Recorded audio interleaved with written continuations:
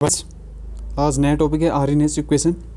इससे पहले वीडियो में हमने देखा था किस तरीके से टेम्परेचर कोफिशिएंट को हम डिफाइन करते हैं और क्यों टेम्परेचर 10 डिग्री सेल्सियस इंक्रीज करने पर रेट डबल हो जाता है, वो हमने बताया था उसका रीज़न।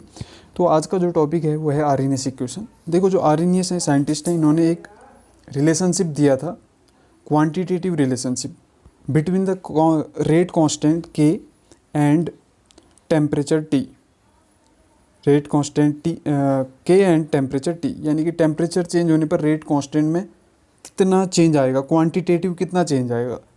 ठीक है, वो हमने दे दिया। क्वालिटी वाली बात तो हमने देखा कल, ठीक है, किस तरीके से इफेक्ट होता है, कॉलिजन बढ़ जाता है, इफेक्टिव कॉलिजन। तो अब हम देखेंगे दो अलग अलग टेम्परेचर पर कैसे निकाल सकते हैं आरएनएस इक्वेशन से। जैसे आपसे बोला इतना टेम्परेचर इंक्रीज हो रहा है तो बताइए कितना चेंजेस आएगा। ठीक है, तो अब देखते हैं यहाँ पर इक्वेशन क्या दी है इन्होंने। उनकी इक्वेशन है K equal to A into E power minus E A upon R T.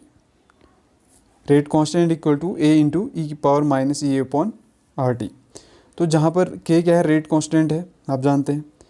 ए जो है ये फ्रीक्वेंसी फैक्टर है, ठीक है, एक कांस्टेंट टर्म है हर एक पर्टिकुलर रिएक्शन के लिए। ई जो है आपको पता है एक्सपोनेंशियल फैक्टर है। और ई ए जो है, ठीक है, ई ए जो है ये क्या है, एक्टिवेशन एनर्जी है किसी भी रिएक्शन में, जो मिनिमम अमाउंट ऑफ एनर्जी चाहिए होती है।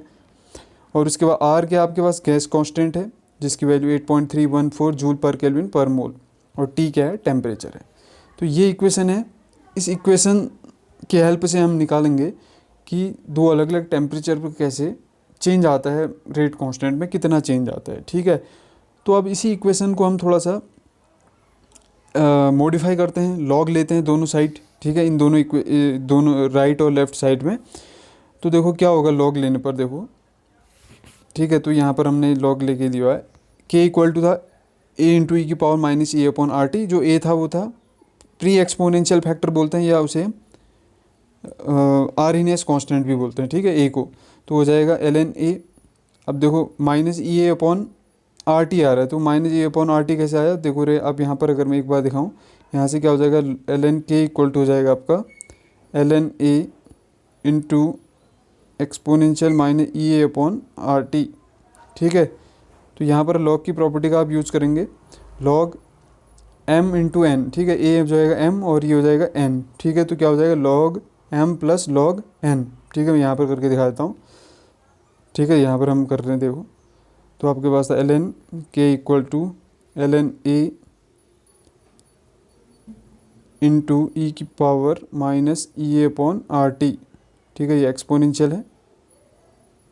अब इसमें लॉग की प्रॉपर्टी का यूज़ करो आप, तो क्या हो जाए लॉग ए इंटू बी। ठीक है, ई ये पूरा टर्म क्या है आपके पास, बी है, तो यहाँ से log A plus log B हो जाएगा। तो L N K equal to L N A plus L N B. ठीक है, लॉग बी क्या है, E power minus E A upon R T. ठीक है, यहाँ पर हो गया ना। तो अब ये बेस ई है, ठीक है, ये नेचुरल लॉग है तो इसका भी बेस ई होगा, इसका भी बेस ई होगा। तो आप देखते हैं यहाँ पर भी फिर से अगेन लॉग की प्रॉपर्टी का यूज़ करेंगे। तो यहाँ पर आप देख रहे हैं लॉग एम पावर एन। ठीक है, लॉग एम पावर एन क्या होता है, एन लॉग एम हो जाएगा। ठीक है, तो यहाँ से क्या आ जाएगा, L N K equal to आ जाएगा आपका L N A, M power N है तो एन पूरा आगे आ जाएगा, एन क्या है पूरा minus E A upon R T. तो minus E A upon R T इतना हो गया, प्लस नहीं into L N E base E पर। ठीक है, तो इसकी वैल्यू क्या होती है, 1 होती है। तो ये पूरा यहाँ से ये हट सकता है, ये 1 हो जाएगा। तो क्या आ जाएगा, L N K equal to L N A minus E upon R T. ठीक है, तो इतना आपको समझ में आएगा। तो उसी से आगे हम देखेंगे कैसे हमने किया। ठीक है, तो यहाँ पर देखो हमने यही दिखा था, L N K equal to L N A minus E A upon R T. ठीक है, तो ये तो था नेचुरल लॉग के टर्म्स में। अब एल एन ई की वैल्यू हमने बोला 1 होगी। अब इसमें हम बेस 10 में कन्वर्ट कर देते हैं, लॉग जो कॉमन लॉग में कन्वर्ट कर देते हैं। ठीक है, तो क्या हो जाएगा, लॉग बेस 10 में हम 2.30 से मल्टीप्लाई यहाँ पे कर देंगे, 2.303 इंटू लॉग बेस 10 में आ जाएगा इंटू के। ठीक है, यहाँ पर क्या हो जाएगा, log 2.303 log A minus E upon R T हो जाएगा। ठीक है, अब हम इन दोनों इक्वेशन को दोनों साइड से हम 2.303 से डिवाइड कर देते हैं। ठीक है, तो क्या हो जाएगा, यहाँ कैंसिल हो जाएगा, ये भी कैंसिल हो जाएगा। और यहाँ minus E upon 2.303 R T आ जाएगा। ठीक है, तो एक इक्वेशन बन रही है आपकी जिसको आप बोल सकते हो स्ट्रेट लाइन इक्वेशन, क्योंकि ये हो जाएगा वाई, ये हो जाएगा एम एक्स। ठीक है, एम जो है स्लोप निगेटिव होगा।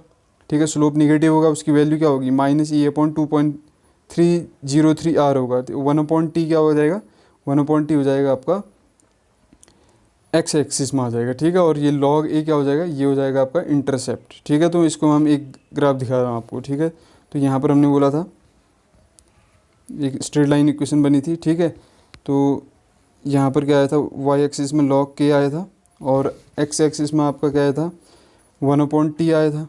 ठीक है, 1/t, यहाँ को ये वैल्यू इंक्रीज होगी और निगेटिव स्लोप आया था, तो निगेटिव स्लोप। इंटरसेप्ट क्या आया था आपका, इंटरसेप्ट आया था आपका लॉग ए।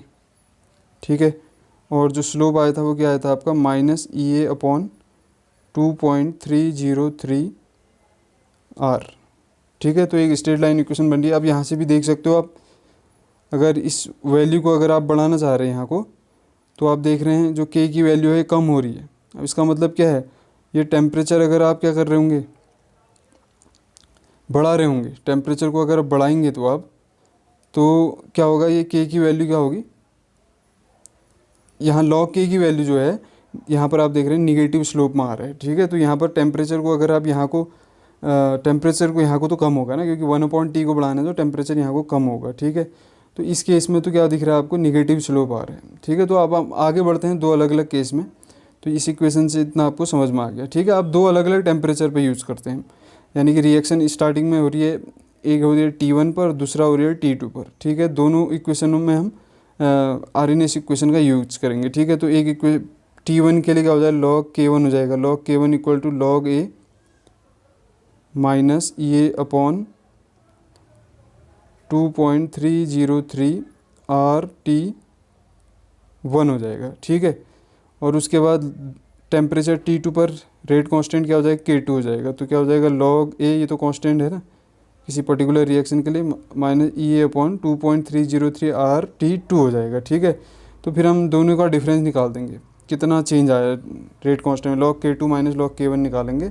तो ये मैं यहाँ दिखा देता हूँ। ठीक है, तो यहाँ से आप देख रहे हैं ln K1 ये आया, ये ln के टर्म्स में, बेस ई के टर्म्स में। ठीक है, ln A minus E A upon RT1, ln K2 equal to ln A minus E A upon RT2। Last में हम बेस 10 में काउंट कर लेंगे। ठीक है, तो इक्वेशन 1 और 2 में का डिफरेंस निकालेंगे, तो ln K2 minus ln K1। ठीक है, तो ln ए ln तो ये कैंसिल हो जाएगा। ठीक है, तो बचेगा आपका minus E A upon RT2।